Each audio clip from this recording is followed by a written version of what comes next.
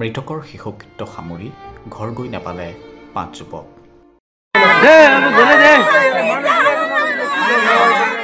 নাও দুৰ্ঘটনাত নিখোজ 5জনকৈ যুৱক। 4জনৰ মৃতদেহ উদ্ধাৰ।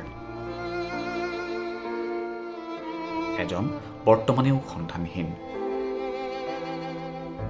গোৱালপাৰা জিলাৰ শিমলুটোলাত সংঘটিত হৈছে এক শোকাবহ নাও দুৰ্ঘটনা। এগৰাকী মহিলাৰ শেষকৃত্য সম্পন্ন কৰিবলৈ গৈ আৰু ঘৰলৈ ঘূৰি নাহিল 5 যুৱক। গেৰুৱাখুটিত এখন টুলুঙা নাও বুৰি সন্ধানহীন হৈ পৰে 5জনকৈ যুৱক। কলকিলি থাকাতে ইপিনে আৱাজ আহিল। আৱাজে আমি দৌৰি আহিলোঁ। দৌৰি আহি গছৰ তলত আহিলোঁ। গছৰ তলত আহি চাওঁ যে নাও এটা ডুবি গ'ল। পিছত শুনিলে মানুহবিলাক ক'ত গৈছিল, কিন্তু নাও বোলে শ্মশানত গৈছিল। শ্মশানত যাই মৰা টৰা পুৰি ঘূৰি আহোঁতে নাওখন ডুবি গ'ল। কেইটা নাও আছিল? মানুহ আছিল 24জন। সৰু নাও এটা 24জন মানুহ আহিছে। আহোঁতে মাছ নদীত আহি ডুবি গ'ল। নাও কেইটা ডুবিছিল? কেইটা নাও এখনো ডুবিছিল।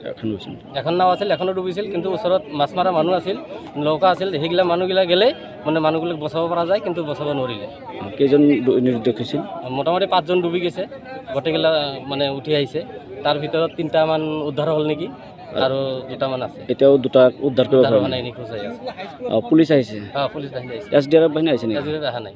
সন্ধানহীন হোৱাসকলৰ ভিতৰত দিনৰ ভাগতে মনজিৎ সাহা, জিৎ মালাকাৰ আৰু সুজন মালাকাৰৰ মৃতদেহ উদ্ধাৰ হোৱাৰ লগতে নিশা মৃতদেহ উদ্ধাৰ হয় গৌৰাংগ মালাকাৰৰ।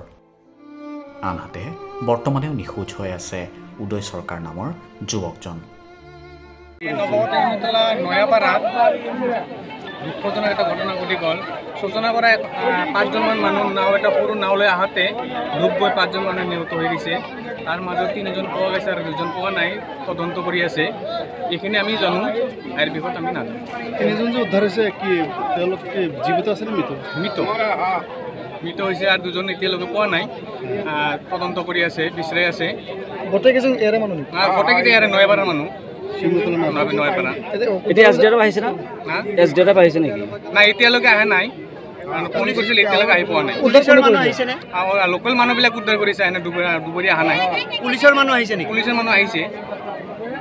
জানিব পৰা মতে শিমলুটোলা নয়াপাৰা শ্মশানৰ পৰা টুলুঙা নাৱেৰে উভতি অহা অৱস্থাত প্ৰায় 10ৰ পৰা 15গৰাকী যাত্ৰী কঢ়িওৱা নাওখন বুৰ যায়, যাৰ ফলত 5জনকৈ যুৱক নৈত সন্ধানহীন হৈ পৰে।